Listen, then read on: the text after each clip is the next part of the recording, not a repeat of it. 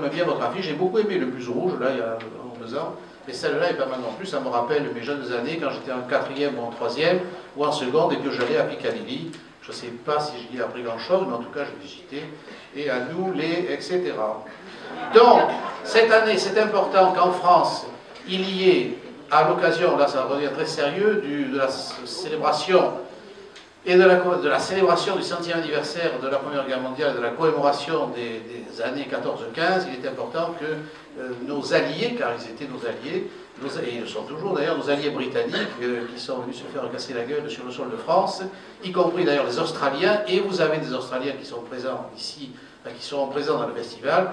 Il était important qu'on parle aussi, puisqu'on parle beaucoup de la Première Guerre mondiale, qu'on en parle aussi via nos alliés britanniques et de l'Empire britannique de manière générale. Donc, à l'époque, ça s'appelait l'Empire britannique.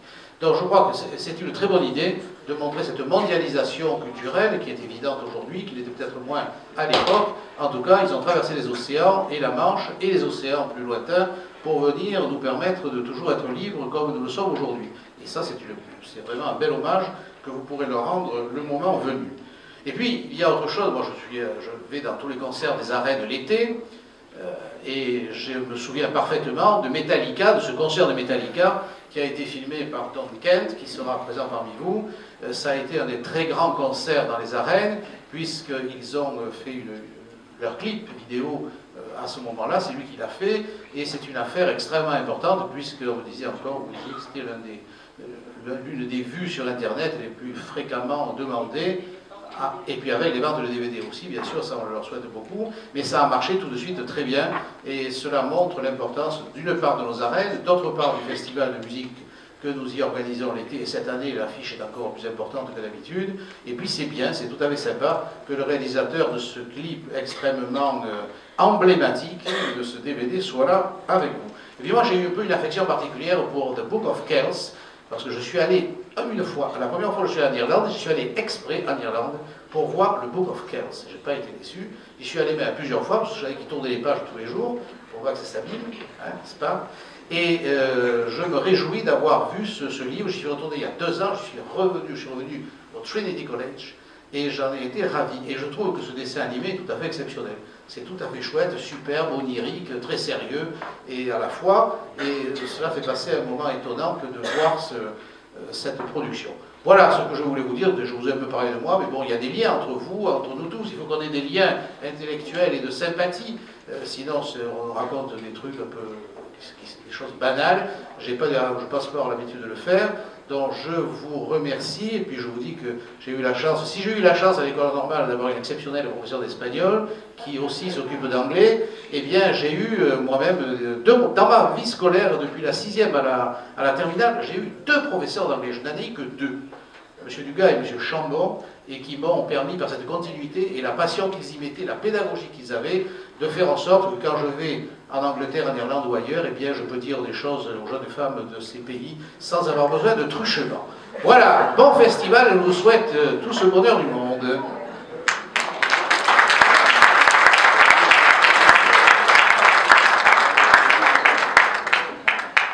Bien, merci beaucoup, Monsieur Valade.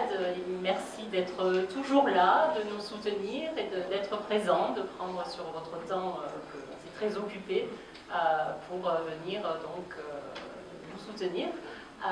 Merci en général à la ville de Nîmes et à la direction de la culture pour son soutien très très important. Madame Convérant, on est très heureux de vous avoir aussi parmi nous. On a été en contact pour la première fois cette année pour parler du volet jeune public, dont on vous reparlera un petit peu plus tard. Voilà, merci donc pour le soutien financier, pour la mise à disposition de locaux. Je passerai tout à l'heure la parole à Michel Etienne de Merci à Carré d'Art, Michel Etienne, José Latour, Dominique Millard et Julien Fabre, qui sont en fait des collaborateurs à part entière de ce festival et de sa programmation. Également merci au Théâtre Liger pour justement aussi cette mise à disposition des locaux.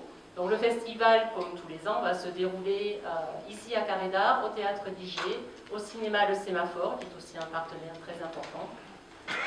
Il existe, bien sûr, grâce au soutien de la ville de Nîmes, du département du Gard, de la région, de la DRAC et de tous nos sponsors. Il vit aussi et surtout grâce à une association de bénévoles que je représente ici, mais encore une fois, j'aimerais bien avoir 18 ans, Monsieur Valette, mais malheureusement ce n'est plus tout à fait le cas. Par contre, le festival a 18 ans, pour ma part je l'ai rejoint il y a à peu près 12 ans, mais voilà, c'est le fruit du travail acharné d'un petit groupe de bénévoles au départ, emmené par Francis Rousselet qui vous présentera tout à l'heure plus en détail la programmation, et donc aujourd'hui un CA d'une grosse quinzaine de personnes qui sont là parmi vous avec leur petit badge et de manière très modeste, mais qui font un travail colossal tout au long de l'année. Donc j'aimerais que vous pensiez à eux chaque fois que vous allez apprécier ce qui va se passer pendant ces 10 jours à venir. Si vous voulez soutenir l'association, il est très important pour nous justement d'avoir des membres. On a à l'heure actuelle environ 200 membres. C'est important pour justifier des demandes de subventions et aussi moralement de voir ce soutien croître. Donc on compte sur vous pour acheter une carte pour un prix modique qui vous donne des réductions sur toutes les séances pendant le festival et pendant l'année, puisque l'association Écran Britannique s'associe aussi à un certain nombre d'autres projections et avant-premières tout au long de l'année. Je vais, avec Bernard Reynaud, qui est le vice-président, vous parler très rapidement du contenu de ce festival, et puis vous pourrez consulter le détail dans le programme ou sur notre site internet www.ecranbritannique.org, qui est tout fraîchement remanié. Je remercie toutes les personnes qui se sont associées à ce renouveau électronique, et notamment Nicolas Botti, qui sera un de nos invités. Et puis donc ensuite, à travers 4 petits documents, petits films qui ont été montés et traduits par les Écrans Britanniques et notamment Francis Rousselet, vous aurez une présentation un petit peu plus visuelle et directe de ce qui va vous attendre. Peut-être avant de rentrer un peu plus dans le détail de la programmation, Michel, Étienne pour Carreda. Je vais vous faire tomber là, monsieur, si je continue là. Excusez-moi. Merci. Donc, quelques mots, parce que je pense que ce qui vous intéresse, c'est d'avoir un aperçu de la programmation en images. C'est tout l'intérêt de cette soirée. Quelques mots pour dire qu'en effet, la bibliothèque est vraiment très heureuse à nouveau de prêter main forte à la préparation, à l'organisation, à l'installation du festival pendant les 10 jours qui viennent à Carreda. Ça passe par de la logistique, tu l'as dit Isabelle, ça passe par effectivement de la communication, et les personnes que tu as citées ont été vraiment investies cette année encore complètement dans cette contribution, dans une collaboration confiante, stimulante. Il faut le rappeler, c'est un événement un peu unique aussi pour nous, auquel on tient chaque année.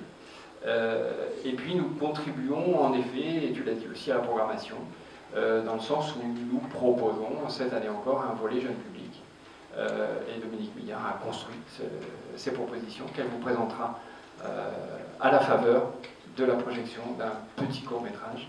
Et donc ce volet jeune public met à l'honneur à nouveau les studios Hartmann et puis des studios Cartoon Saloon, dont on va voir une des petites productions qui font partie de ce que nous proposons pendant ces 10 jours à venir.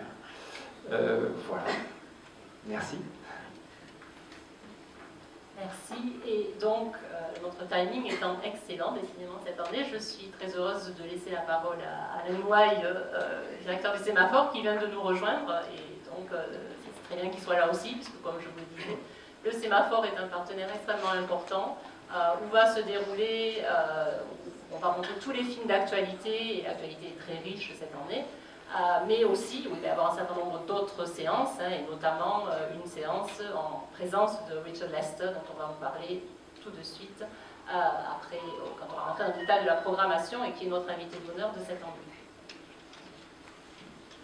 Merci et bonsoir. Le premier mot qui me vient à l'esprit, c'est enfin. Enfin, le Sémaphore va pouvoir accueillir British Print dans des conditions de confort un peu plus, comment dirais-je, performantes que les années précédentes. La salle 6 est ouverte. Je crois que c'est à peu près unanime. Tout le monde la trouve belle et agréable. Et le Sémaphore est fier de pouvoir accueillir ce 18e festival, enfin dans des conditions satisfaisantes. Merci.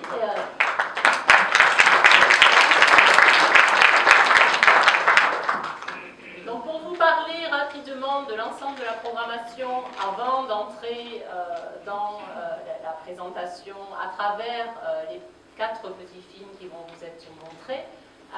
Donc je vais... je ne sais pas si Bernard a un micro, oui, on va faire ça à 2 voix. Je fais juste un petit écart, une petite parenthèse pour remercier d'avance Objectif Image, l'association Objectif Image de photographes qui va tout au long du festival donc filmer au jour le jour et prendre un certain nombre de photos. Donc nous avons un partenariat avec Objectif Image et un de ses membres est aussi un membre très actif de notre CA, qui nous a beaucoup apporté par son organisation et son enthousiasme. Donc on le remercie, Alain, pour nous citer. Et puis aussi, vous verrez tout au long de la semaine des étudiants de Saint-Stanislas, des étudiantes de Saint-Stanislas qui vont être là et qui vont également couvrir un certain nombre d'événements. Alors ça se fait aussi dans le cadre d'une convention entre la section cinéma de Saint-Stanislas et Carré d'Art sur plusieurs événements, dont les écrans britanniques. Donc du coup, elles sont là et on les remercie aussi par avance pour le petit film qu'elles vont produire ensuite à la fin du festival. Alors, pour revenir à la programmation, on va donc partager cette semaine en plusieurs hommages qui vont s'entrecroiser. Ça ne va pas être nécessairement chronologique sur toute la semaine. On va quand même commencer le festival en parlant beaucoup de Gorinda Chadha, qui est une réalisatrice anglo-indienne. Je vais peut-être laisser la parole à Bernard, qui a pas mal travaillé sur des sous-titrages de ses films, puisque l'association sous-titre aussi un certain nombre de films afin que vous puissiez les voir avec des sous-titres français pour ceux qui le souhaitent. Bon, d'accord. Alors, oui, Bernard Reynaud. Je voudrais d'abord remercier M. Valade et le rassurer. Oui, effectivement, nous pensons très fortement au 20e anniversaire. Mais je crains qu'il nous faille plus que 4 sous pour réaliser les projets que nous voulons. Soit dit en parenthèse, et pour vous motiver, on a pensé à faire revenir 20 petites anglaises. Donc, 20 petites anglaises, histoire de les motiver. Donc, en gros, si vous voulez, cette année, le festival va se partager non pas en 3, mais il y aura 4 volets. Le volet Première Guerre mondiale, le volet hommage, le volet actualité, et le 4e volet, très important cette année, on l'a évoqué tout à l'heure, c'est le volet auquel a très largement contribué Carré d'Art, à savoir le volet jeune public. Pour revenir au volet hommage, donc il y a effectivement cette grande réalisatrice Gorinda Chadha, que le public français connaît, surtout grâce à 2 de ses films, Joula comme Beckham et Coup de foudre à Bollywood.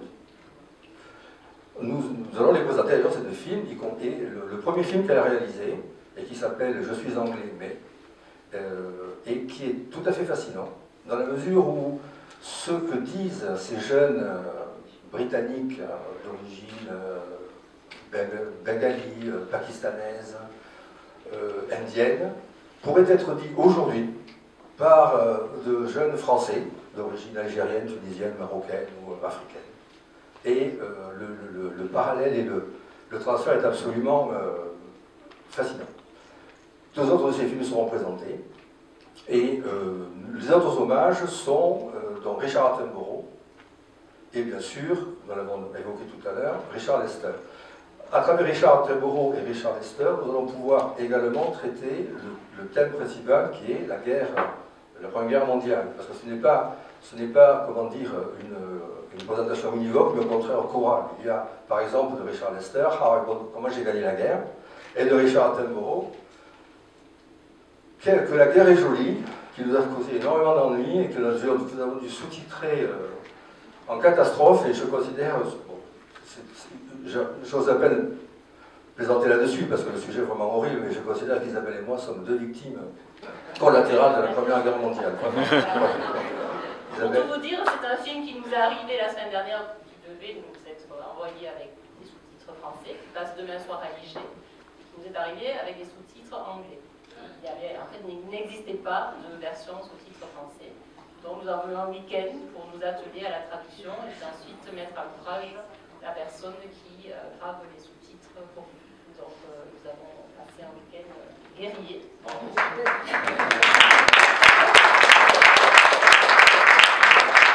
Et nous vous attendons tous du coup demain soir au Théâtre Libre. Absolument, sinon moi je vous en voudrais vraiment beaucoup, personnellement. Ceci dit, voilà, dans le cadre de cet hommage à Attenborough, c'est un film qui nous a permis de, comme on aime bien le faire, de croiser deux hommages ou thèmes, donc ce thème de la Première Guerre mondiale par le cinéma britannique, donc Francis vous en reparlera un petit peu plus en détail, mais il va être exploré à travers vraiment des choses très diverses, de la fiction, du documentaire, des archives, mais aussi un ciné-concert, et le musicien qui va assurer ce ciné-concert est là parmi nous, il dira également quelques mots tout à l'heure, une lecture bilingue des poètes de la guerre.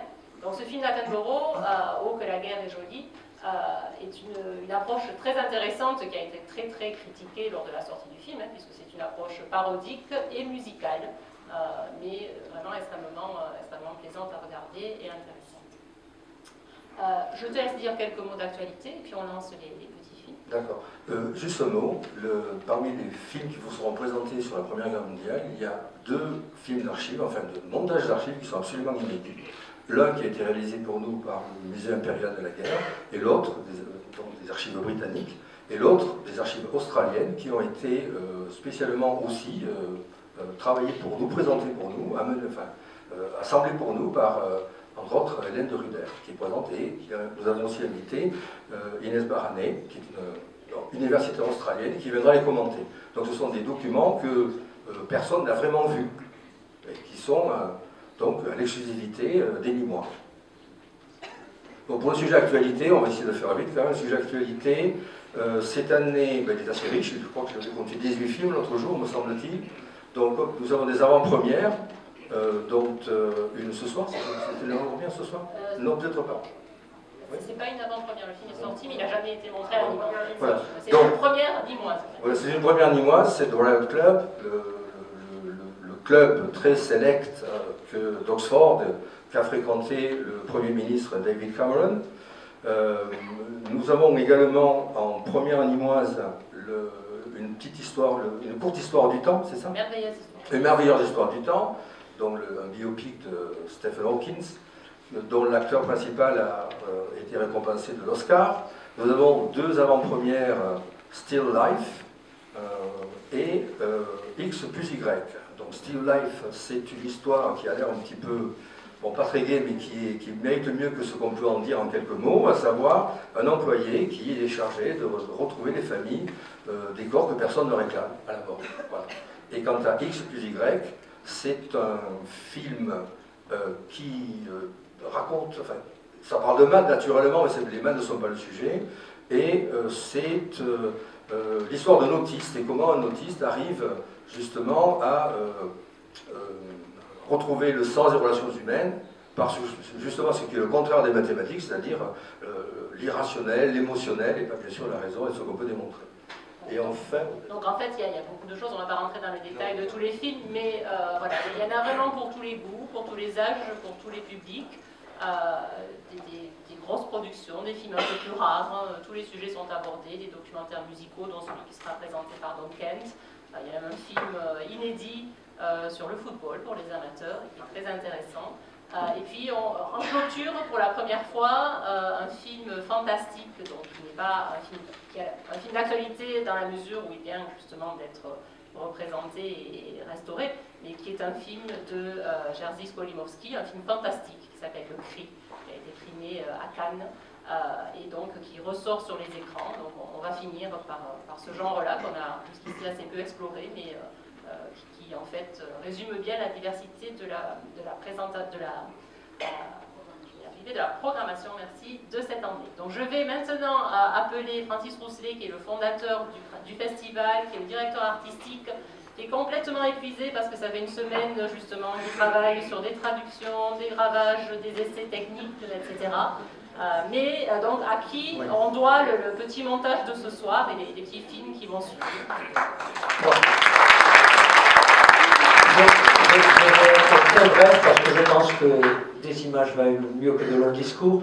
Alors, le premier film, c'est dû simplement au fait que Goureg de Tchada, pendant un certain nombre de mois, J'ai essayé de la convaincre de venir. Elle était décidée à